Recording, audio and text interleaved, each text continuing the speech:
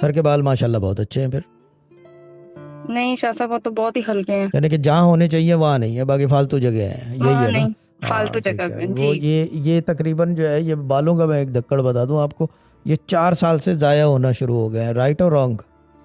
Right. Right. और ये होता है आप शैम्पू या कंडीशनर या पानी चेंज होने की वजह से ये हुआ है उसके साथ, ठीक है ना, ये होता शाह है। साहब बहुत ज्यादा गिर के हैं।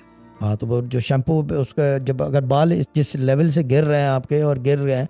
सादिया अजीज़ क्या हाल है? सादिया अजीज़ तो क्या कहते हैं उसे, मैकडोनल्ड में बर्गर खा रही थी, मैंने कहा कीमा चेक करा लेना ठीक है ना। पाकिस्तान में तो कोई पता नहीं है। अच्छा, जो दूसरी चीज़ ये है कि क्या कहते हैं उसको, बेबी शैम्पू यूज़ करना शुरू कर दें, सबसे बेहतरीन हल। ओके। हाँ, और ओके शाह कंडीशनर भी विदाउट स्मेल, खुशबू ना हो उसमें कोई, ब्लैंड हो कंडीशनर, तो बाल गिरना रुक जाएंगे। सरसों का तेल लगाना शुरू कर दें, ठीक है ना। साहब, हैवी हो जाए बस, हाँ तो भारी हो हैवी जाए। हैवी सरसों के तेल से होंगे, क्योंकि सरसों का तेल ठीक एक है। वाहिद तेल है जो बेसिकली एंटीसेप्टिक है।